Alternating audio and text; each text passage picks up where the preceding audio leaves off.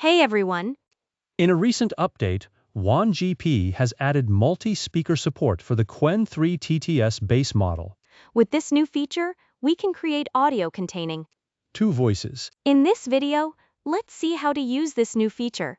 I assume you have already watched my other video about Qwen 3 TTS, so let's get started. Select the Qwen 3 1.7B base 12 Hz. After that, under the language option, we can find another new option called Voices. Click on Voices, and then we will get another option called Voice Cloning of 2 speakers.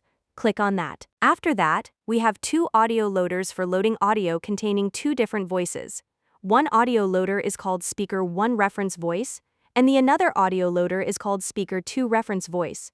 In each audio loader, we are going to load 2 different audios containing 2 different voices. First, let's load the Speaker 1 audio.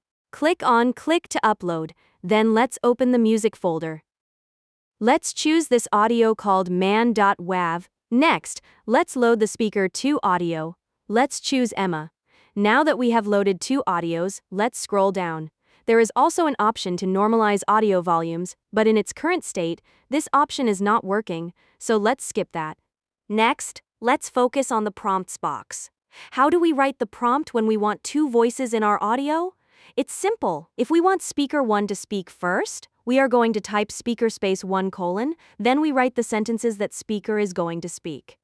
After Speaker 1 finishes speaking, we may want Speaker 2 to speak. For Speaker 2, we will type speaker space 2 colon, then we write the sentences Speaker 2 is going to speak.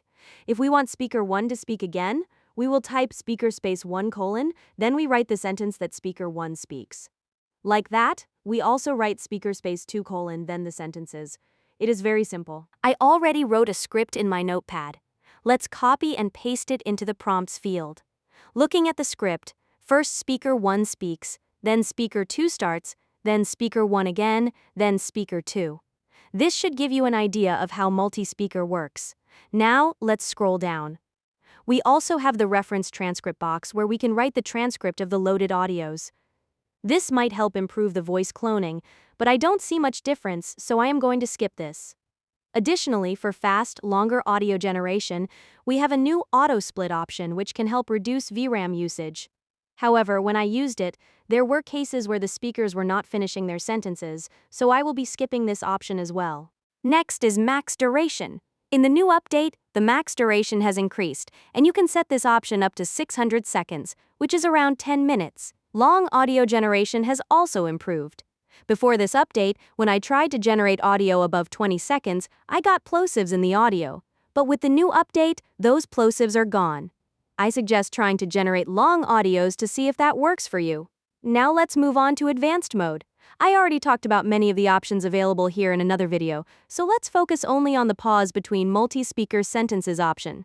With this, we can decide how much delay there should be between 2 speakers when one finishes talking. Right now, it is set to 0.5, so the delay is 0.5 seconds. If you want to increase the delay, you can increase the value. If you want to decrease it, decrease the value.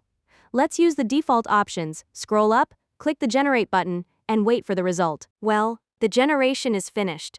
Let's play the audio. Are you sure this is the right way? According to the map, yes. According to my instincts, maybe not. That's not comforting. Relax. Adventure was your idea. I said hiking. You said, let's find the lost waterfall no one has seen in decades. Exactly. Ordinary paths don't lead to extraordinary places. Well, as you heard, the generation is good. However, I think the pause between the 2 speakers is a bit too long, which we can adjust in advanced mode. So guys, this was a quick video on the new multi-speaker feature.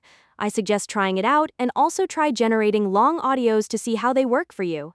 Let me know what you think in the comments. Thanks for watching, and I'll see you soon in another video. Don't forget to like, share, and subscribe to the channel.